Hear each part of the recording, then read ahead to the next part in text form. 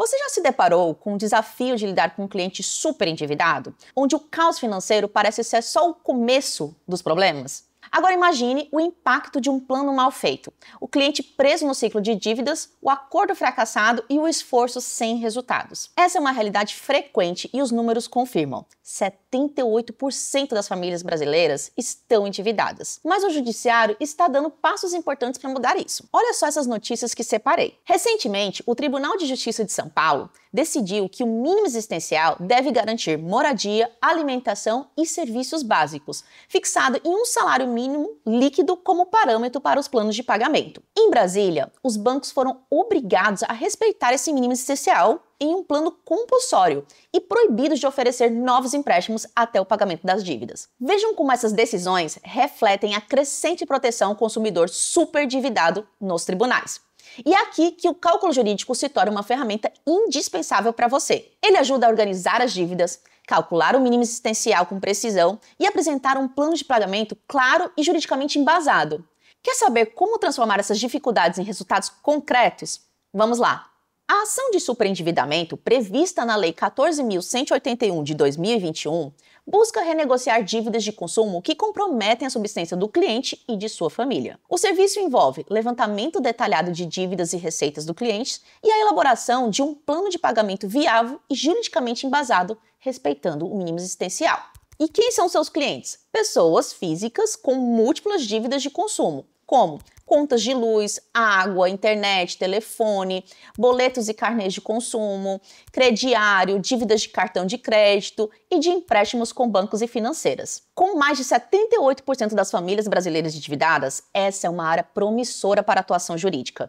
No caso prático de hoje, temos o caso do Fernando, um servidor militar aposentado que viu suas dívidas superarem sua renda mensal de R$ 3.625,65, com descontos de R$ 4.146,77, deixando sem recursos para sobreviver. Ele pediu que os descontos fossem limitados a 30% de sua renda líquida, em conformidade com a lei do superendividamento. A sentença de primeiro grau limitou os descontos do Fernando a 30% dos rendimentos brutos dele, mas o tribunal negou, reafirmando que o limite deveria ser de 30% da renda líquida, com base nos princípios da dignidade humana e do mínimo existencial.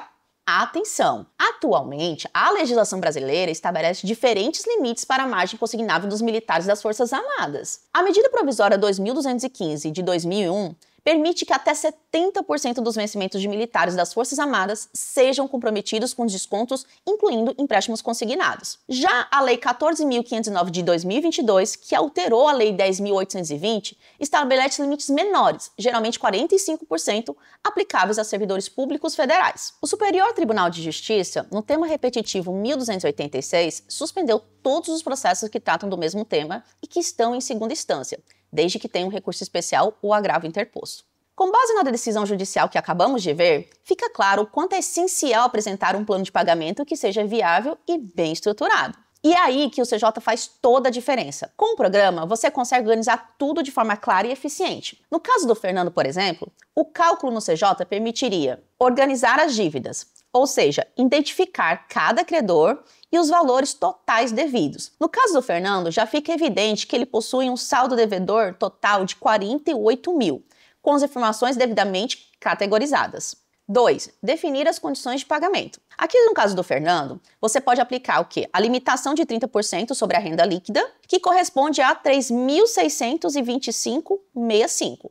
E terceiro, analisar o plano de pagamento. Veja que o saldo devedor inicial do Fernando foi atualizado para R$ 48.898,34, após uma carência de 60 dias com aplicação de juros. O plano foi estruturado em 120 parcelas mensais de R$ 678,49, respeitando o limite de 30% da renda líquida de R$ 1.087,70 e garantindo um mínimo existencial. Além disso, na parte da evolução do plano de pagamento, você consegue conferir como o saldo foi distribuído proporcionalmente entre os credores. O Bradesco ficou equivalente a 25 mil, o Itaú já ficou no valor de 8 mil e a última seguradora aqui, de ativos, ficou no valor de 15 mil. Por fim, aqui na parte do resultado, o CJ apresenta o custo total do plano, projetado em R$ 81.418,56, já incluindo juros. E o mais importante, é que o plano foi considerado viável, com amortizações crescentes e juros decrescentes ao longo do período, permitindo a quitação total sem comprometer a subsistência do Fernando e da sua família.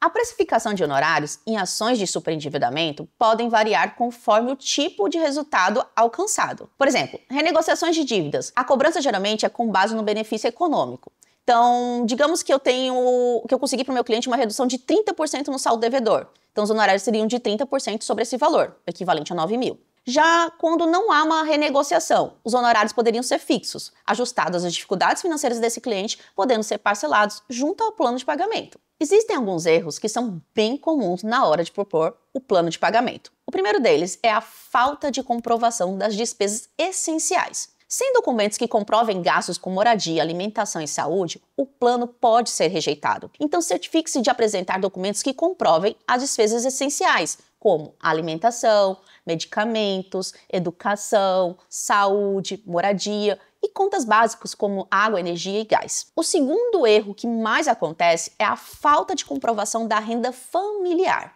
Ou seja, além da renda individual do cliente, é essencial comprovar os rendimentos familiares, incluindo a renda do cônjuge ou companheiro. Isso evita que o juiz interprete que a renda familiar é suficiente para cobrir as dívidas sem afetar a subsistência. Neste vídeo, mostramos como lidar com clientes super endividados, estruturar planos de pagamento viáveis e destacar-se na advocacia. Gostou do conteúdo? Deixe o like e se inscreva no canal.